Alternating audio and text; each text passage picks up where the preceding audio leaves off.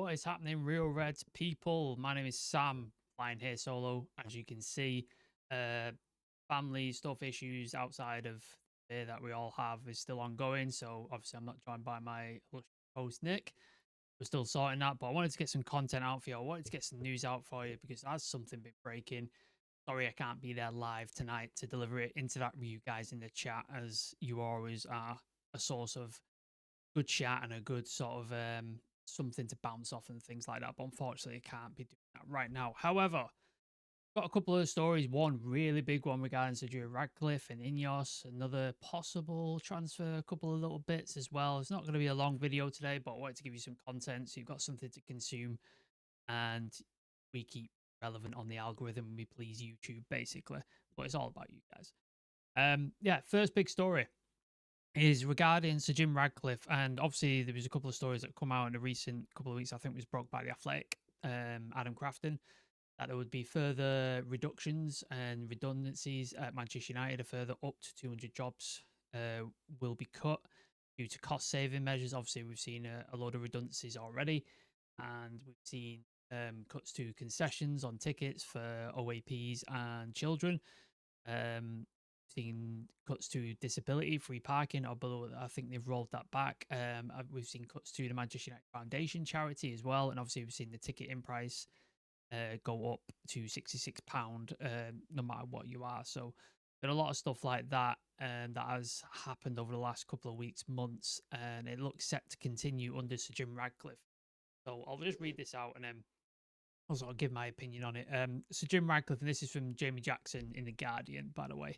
Jim Radcliffe believes his decision to cut about 200 more jobs at Manchester United is necessary to help the club avoid going bust.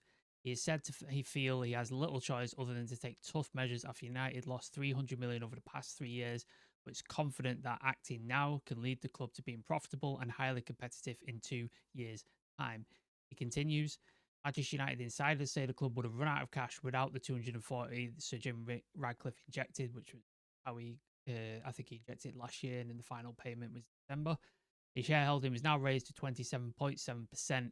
United's cash reserves would have run dangerously low without it. And then the final point, so Jim Radcliffe understands his decisions at Manchester United are unpopular, but feels there is a lack of awareness outside the club regarding the full picture of United's situation. Now, there's a couple of things that you've got to look at there where people are angry, and rightly so. People have lost their jobs. People who've worked at Manchester United a long time. I think there was a story yesterday. Jackie Kay, I think her name was, who was at the club for 20 years, or maybe a little bit less, 12, 15 years, something like that. Was well known by the players, former players, staff members, worked her way up. Manchester United supporting family, season ticket holders, all that sort of stuff, and was like let go suddenly without warning and basically given the boot. And a lot of people were surprised and shocked by that. So Ineos are not beyond those sort of decisions where they're just brutal. They don't really care about the individual or the human behind it. They're all about the money and the profit and the business, which is probably why he is so successful as a billionaire. But at the same time, you don't trust a billionaire. I think there's that side of it. There's the other side of it where people have said basically we're on our way to bankruptcy or close to it. The cash reserves were running low, and he's effectively kept the Glazers at United in the capacity by only taking a portional share. Whereas if they would have got close to the bankruptcy, they may have been forced into a full sale, which is what a lot of people wanted. Now, obviously, Qatar was one of the people around and sort of like looked at, but however, when it came to delivering the paperwork to prove they had the funds, they were either unable to or refused to.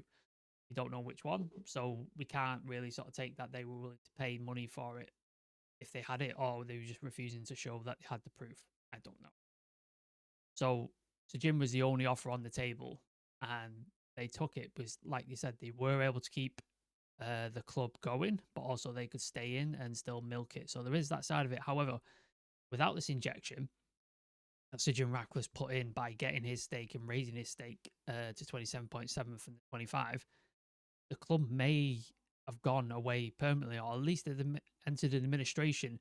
So he's kind of saved the club and he's kept the Glazers at the club at the same time. So it's kind of like yeah, this is things going to still keep going, but the devil's going to be at the helm of it. That's kind of where we're at, which is it's a weird place to be in, really. Like, really is a weird place to be in. But I've seen a lot of good points. Like, some people are understandably angry, which I get. Um, I think, yeah, there was a point here. Somebody said Sir Jim literally gave the Glazers a lifeline to stay. Keep sucking the life out of the club. The debt is crippling it. I've been saying it for years, which has always been true. He said Jimmy has saved the Glazers weapon, which I get his point. But yeah, there was a guy on Twitter called Subprime Goals, and he's basically replied that we put this story out, and then he's replying and basically said, consistent what I've been writing about since I started the page, the forecast put out. You can criticize the Jim and Ineos in some quarters. It's absolutely justified, which I mentioned before with the ticket pricing. However, Man United is being propped up by his cash injections. So the money he's put into the club has basically saved the club from bankruptcy and maybe not existing anymore. So without him, this club maybe doesn't exist. Maybe a full buyer comes in. If he doesn't come in, then when they get to the desperation, maybe they do, but we don't know that for sure. So there's that. There's a couple of things. I think Muppeteers spoke on it as well. He said United have literally not had the cash to function, so we've not had cash in the pot as into like spend and do stuff because it's just been put towards debt refinancing and interest repayments and that kind of stuff. So we've had to rely on a credit line, which has then added more debt to the debt we already have that they used to buy the club in the first place. So the investment that Sir Jim put in is, and people are asking why hasn't Sir Jim reduced the debts? Effectively, he has because he's given the club the cash to operate in general day-to-day transfers, that kind of stuff, reduce the borrowings from the credit line. But in order to sort of pay off the debts, like the full debts, to say that, why would he do that and receive no equity from the club? So he'd effectively be empowering the Glazers further by paying off their debt, but not receiving anything for it. So if he was going to pay off that debt, he'd want to receive proportionality of the shares, and then he'd become maybe a majority owner, which the Glazers obviously wouldn't like because then they would out. So it's very complicated. It's difficult, man, because I get people are annoyed and angry and upset, and I understand that side of it. But at the same time, it's tough decisions that have to be made. Um, with this club because of the situation that the Glazers have put us in over the last 12 years. Overspending on players, overspending on wages, chucking money at stuff to solve problems rather than having an infrastructure. Ed Woodward running the club, people like that. It's just been absolute chaos for 12 years, and now we're facing the music, and we have to sort of make tough decisions. And some of these decisions are coming to light now. I don't agree with a lot of them, and I think they can be rightly criticised. But some tough decisions have to be made, and these are the ones they're making. And without them, the club can't continue on. So it's really difficult, man. It's a really difficult situation to be put in as a fan and as somebody who covers the club and follows the club and wants the best for United. It's a really difficult position to put in. And obviously, my understanding of finance and sort of takeovers and stuff like that isn't the greatest. Maybe we need to get James back on to sort of break it down, or Kieran or something like that. They can sort of fully break it so idiots like me can understand. But yeah, let us know what you think in the comments. Like, drop a comment. Let us know how you feel, how you think. Um, the Glazers the Glazers being emboldened by Sir Jim. Is Sir Jim keeping the club afloat? Like, let us know what you think in the comments. Like, I'm always interested to hear what you guys think and what you guys are saying, because that's what this channel is about. A couple of other stories that I wanted to touch on. Sorry, there was something about the data center. So Manchester United have yet to replace the former director of data science, Dominic Jordan, who practically built their approach to data science from scratch over his 2.5 years at Old Trafford and achieved much progress along the way. This is from The Athletic. Arguments to expand Manchester United's data department have been made internally, but there have been no permanent data appointments since summer 20. So, yeah, I think obviously a lot of clubs now use databases to scout players, to scout teams, to scout oppositions. Maybe even managers are on there as well. I'm not sure of like the sort of extent. Obviously, you've got Y Scout and people like Carl who've been on the channel have used Y Scout, and people use data like that to assess players and transfers. Like, did he hit certain in what being my job world KPIs was what we would call, but I'm sure there's another word for it in football. So it's really important, and like clubs like Liverpool were at the forefront of it. That's why they were able to get such great players for such lower prices, and they fit right into the team perfectly. Gone out and splash cash on Jadon Sancho, Alexis Sanchez, and stuff like that, and it hasn't worked. Whereas Liverpool have been smart, gone out, and I hate to praise Liverpool, but it's true. 30 odd million for McAllister, 30 odd million for Mo Salah, things like that, and Sane and stuff like that. Not Sane, was it? Mane, sorry, not Sane. They've done that. Brighton's another one. I'm sure they've got a great database and a great data scouting team where they can just pick up these gems from South America, look at their statistics and data, and be like, he's going to fit into this team. He's got X, Y, Z available for 4 or 5 million. Let's bring him in, and then we'll flip him for a profit for 40, 50 million, like 3 years when he shows his quality. So, yeah, I think it's definitely something that needs to be improved. I think Sir Jim Radcliffe actually said when he came to the club, the data center is in the Stone Age, which doesn't fill you with confidence, does it? So yeah, I'd like that appointment to happen quite soon. If it's not been sort of touched since 2023. However, they do go on. They do mention something that the last 3 signings. So Manchester United's 3 January signings: Patrick Dorgu, Aiden Heaven, and Diego Leon were all supported by the data department. So all these like 3 players, like they probably weren't players we normally pick out, where we'd be like, oh yeah, obvious left back, obvious young centre back, obvious other young left back. These were names that were pulled, and I didn't know much about him. I don't know about you guys watching, but Nick and the other people on the channel knew pretty much nothing about him.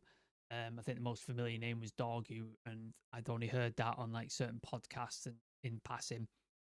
So these were obviously all supported by the data department. They've seen the statistics on these kids, on these young players, and gone, yeah, they can reach X potential, or they have something to offer us that they can go in with now, and we can develop them.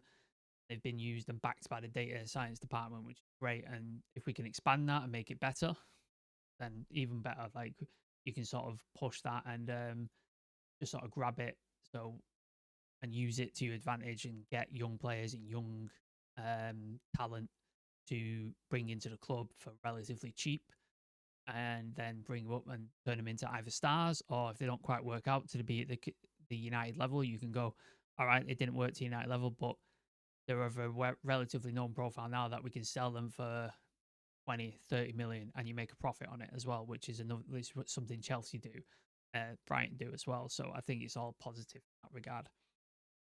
The final story, I think it is the final story. I'm just scrolling through my notes. Apologies. Is Von Victor Osimhen? There it is. So via Graham Bailey, who I think works, is it Give Me Sport? I think he works. GRV Media, sorry. Yeah, Graham Bailey.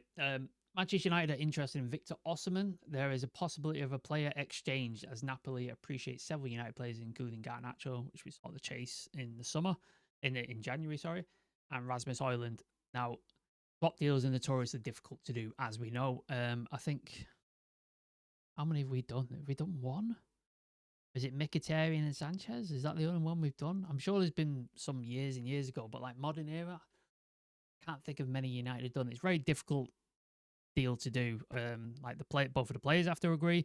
You've got to agree the wages and things like that. It's a notoriously difficult deal to do when a player's going both like one way and the other player's going the other way at the same time. So I don't see it happening. I really don't. I mean, stranger things have happened, but yeah, I don't see us swapping Garnacho or Hojlund for Victor Osimhen. I just don't see it happening. If we were to go in for someone like Osimhen, I think it'd just be a straight up buy. I don't see us swapping, like, because that leaves us another forward down, and we'd have to go out and get another forward. So to me, yeah, I don't see this happening. But hey, let us know in the comments. Would you make this deal? Would you go for this? Would you swap one of those to make that happen? Let me know in the comments. And then the final one, Man United are interested in signing RB Leipzig centre back Castello Lupa. He's got a 75 million release clause. His entourage are preparing for a mega transfer this summer. That's from Sport Build. Again, don't know much about this kid. Castello Lupa, obviously RB Leipzig are a very good eye for talent. Don't think centre back is a key position for his summer. I think once you address the striker, the right side fullback, and a midfielder, and maybe a 10, then you probably look at centre back or goalkeeper maybe. but I don't think it's a priority position. And at 75 million, that's a hell of a lot of money for a centre back. I know we paid 80 odd for Maguire, but traditionally we don't pay a lot of money for centre backs. Like Lenny Yoro was an outstanding talent, young gem, like once in a generational thing. But I think that besides that, Delict's the like 30 odd million, something like that. Yeah, I don't see us paying that for a talent, like unless he's the level of Lenny Yoro, which I'm sure we would have heard about him if he was. Um, just don't see us 5 million, especially for a centre back. Had he been like a younger up coming forward or a younger up coming right back, which we desperately need, maybe we consider that. But yeah, just don't see that happening. Don't. But yeah. Transfers, I get it. Silly season is over, so people are still trying to co-partner and put stuff out. But yeah, I think that's it in terms of news. Apologies we couldn't be live. Apologies that we couldn't interact with you guys in the chat, which we love to do. Apologies Nick couldn't be on, or some of the other lads. Like we've got work, we've got jobs, lives. There's things going outside as well, family situation which we're dealing with. So we appreciate your support as always. Follow us on all the socials. We're on Twitter, Real Res Talk 1. We're on Instagram, Real Res Talk. Blue Sky, Real Res Talk. Instagram, Real Res Talk. TikTok, Real Res Talk. Did there. Obviously, if you're watching this, you know the YouTube, but if you're not subscribed, please subscribe, leave a like, comment all your sort of answers down below that I've asked throughout the video. That'd be nice to hear, and I'll try and reply as many of them as possible. We're on 12,832 subscribers, so we're not that far away from 13,000. The road to 100k is already on the way, so please consider subscribing. There will be a members video dropping towards the end of this week. That me and Nick filmed the other day, so please do look out for that. And if you want to join the membership, it's about £4 a month, and you get some free content. We put out an extra bits of the Carl Anker interview that we did last week, so please do go check that out if you want to. And apart from that, stay safe, and we'll see you all tomorrow. Peace.